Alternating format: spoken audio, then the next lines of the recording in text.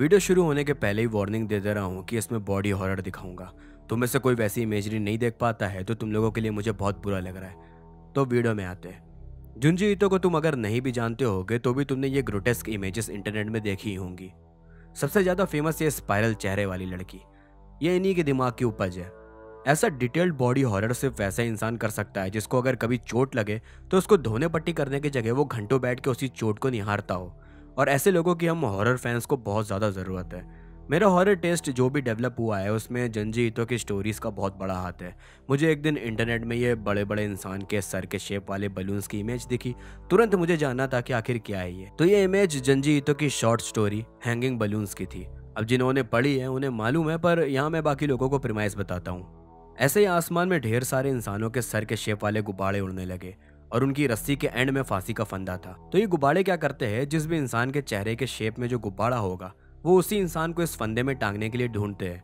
तो हर एक इंसान का एक गुब्बारा होगा और वो उसे फांसी में लटकाने को आसमान में उड़ रहे। अब ये गुब्बारे कहाँ से आए, क्यों आए, कैसे आए, वो किसी को नहीं मालूम और ना उस मिस्ट्री को सॉल्व करने के लिए जुंजी ईतो ने स्टोरी बनाई है।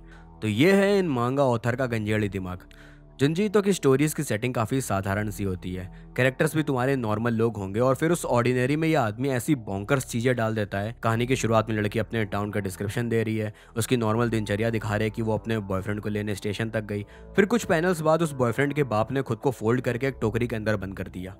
तुम्हें सुनने में अगर अजीब लगा तो हाँ, अजीब है। अब किसी को जानना है कि आखिर खुद को फोल्ड कैसे किया, ऑब्वियसली अपनी हड्डियाँ तोड़ के। क्यों किया? तो बढ़िया होगा कि यह सवाल तुम्हारे मन में बना रहे। अगर मैं इस वीडियो में सिर्फ जुंजी ईतो के हॉरर कॉन्सेप्ट्स का प्रीमाइज ही बताता रहूंगा तो तुम्हें यह समझ आएगा कि हाँ, आदमी ढेर सारा गांजा लेता था और ऐसे अजीबोगरीब आइडिया सोच लेता है। धाकड़ बात यह है कि यह आदमी उन कॉन्सेप्ट्स को सिर्फ सरफेस लेवल तक नहीं रखता है, उसमें ढेर सारे लेयर्स डाल देता है। उसी बलून वाली स्टोरी का एग्जाम्पल ले लेते हैं। तो वही इन गुब्बारों का दहशत काफी बढ़ गया। लोग इनसे बचने के लिए अपने अपने उपाय लगाने लगे। मोस्टली लोगों ने तो खुद को क्वारंटीन ही कर लिया। फिर किसी को आइडिया आया कि क्यों ना इन गुब्बारों को ही फोड़ दे। तो यहाँ इन गुब्बारों की एक और प्रॉपर्टी दिखा दी गई कि अगर तुम्हारे चेहरे वाला गुब्बारा किसी ने फोड़ दिया तो तुम्हारा सर ऐसे सिकुड़ जाएगा जैसे किसी ने उसे पंक्चर कर दिया हो। तो सिचुएशन और होपलेस हो गई। तुम इन गुब्बारों को अटैक करोगे तो भी तुम्हारी लाइफ डेंजर में है। और यही होपलेसनेस की सिचुएशन जंजी ईतो का सिग्नेचर हॉरर स्टाइल है।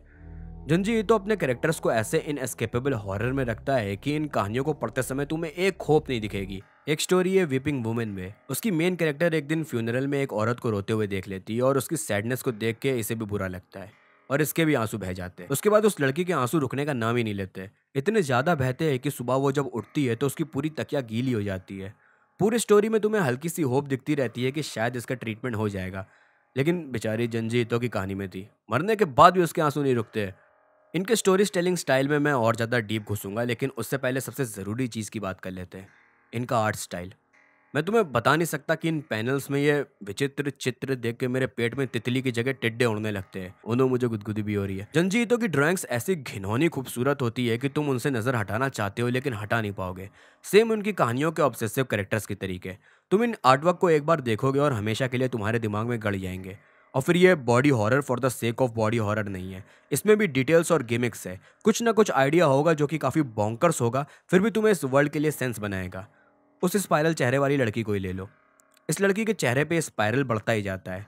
पहले उसकी एक आंख उस स्पाइरल के ऑर्बिट में रिवॉल्व करके अंदर की तरफ चली जाएगी और धीमे धीमे इस लड़की की पूरी बॉडी उसी स्पाइरल के अंदर समा जाएगी।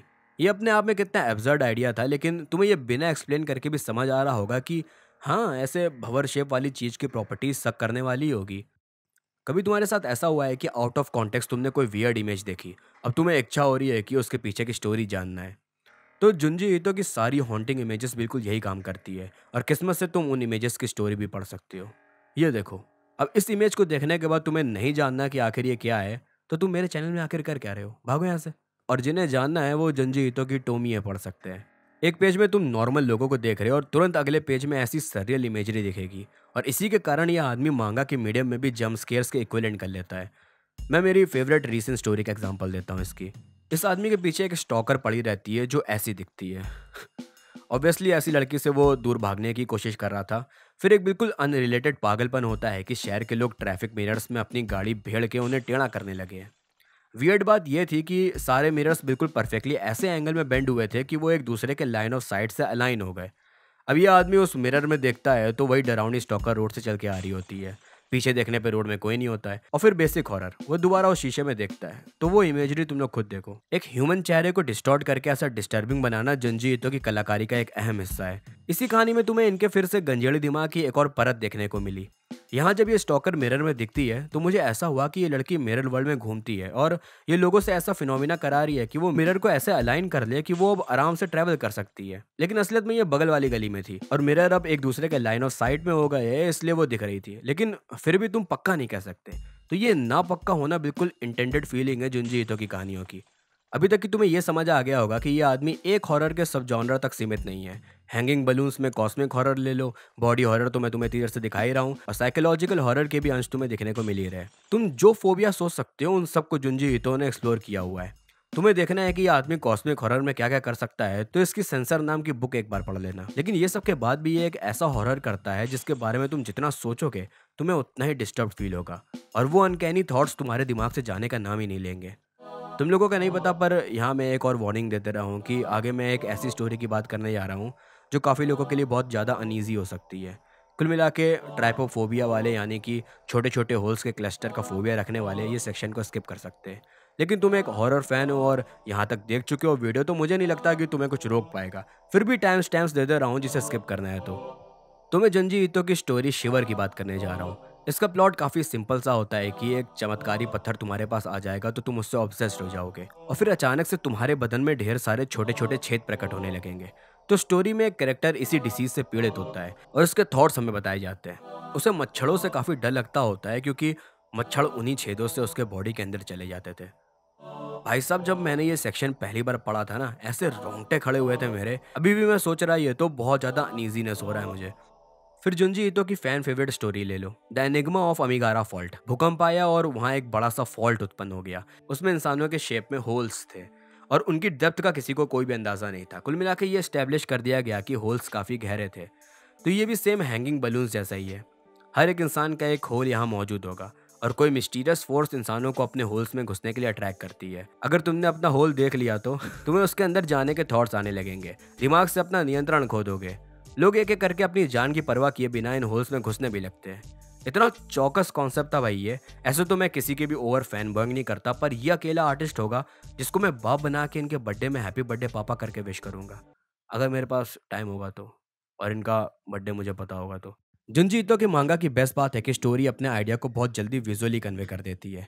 टेक्स्ट बहुत कम होते हैं और इतने कम टेक्स्ट में भी काफी कॉम्प्लेक्स आइडियाज को स्टोरी इजीली बता देती है। काफी आइडियाज को ये टेक्स्ट के द्वारा कहती भी नहीं है, फिर भी तुम्हें अंदाजा हो जाएगा कि आखिर क्या हो रहा है, चाहे वो चीज ओवर वियर्ड हो।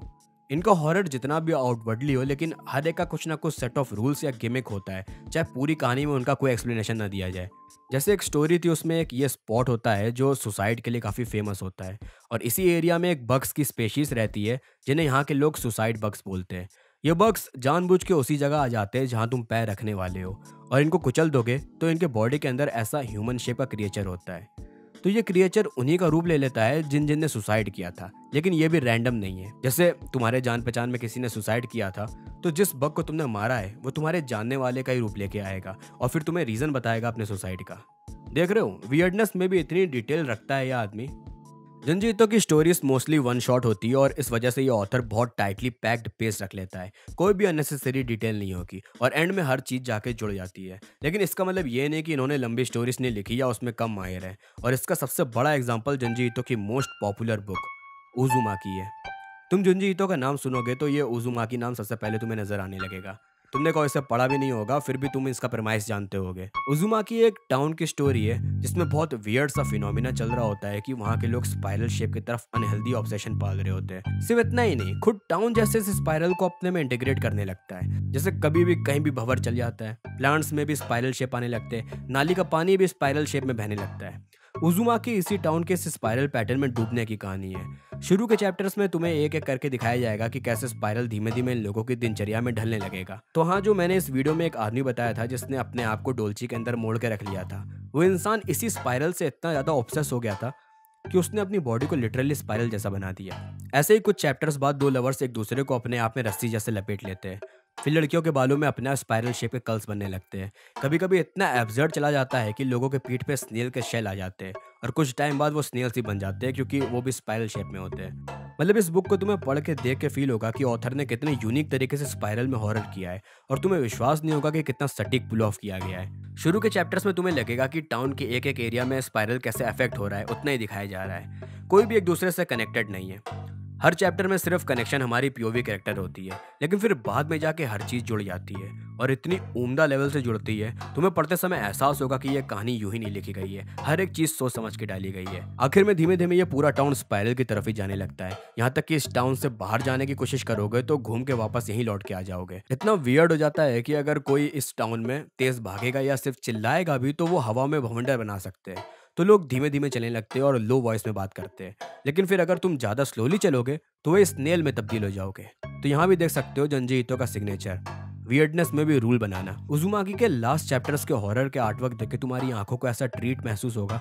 कुल मिला के one of the best horror story जिसमें ऐसा बॉन्कर्स प्लॉट हो और उसको बैक करने के लिए उतना ही उच्च कोटि का आर्टवर्क हो। ये वीडियो मैं अपने चैनल में काफ़ी पहले से बनाने का सोच रहा था। समझ लो मुझे ये पता था कि मैं अपने फेवरेट चीज़ों पे चैनल बनाने जा रहा हूँ, तो जंजी ईतो पे वीडियो आनी ही आनी है। तो ये वीडियो एक हॉरर फैन द्वारा दूसरे हॉरर फैन के लिए ट्रीट जैसा है, समझ लो। अगर तुम लोगों ने इन अंकल के पागल वाली स्टोरीज में अभी तक कदम नहीं रखा था तो कदम क्या, पूरी की पूरी डुबकी मार दो जाके, उसी में डूब के अपनी सांस भी रोक सकते हो। मुझे बहुत खुशी होगी कि मेरी वीडियो तुम्हें ऐसा कराने में मजबूर कर पाई। तो भाई लोग, बहन लोग, दैट्स इट। मेरे चैनल में नए हो तो इसमें मैं अपने मूड के हिसाब से कुछ भी डाला करता हूँ, लेकिन अगर तुम एनिमे, हॉरर या वियर्ड चीज़ों के बारे में वीडियोस देखना पसंद करते हो तो या this channel is for you. तुम्हें बिल्कुल घर पे महसूस होगा। बाकी अब अगले वीडियो में मिलूंगा। Bye bye.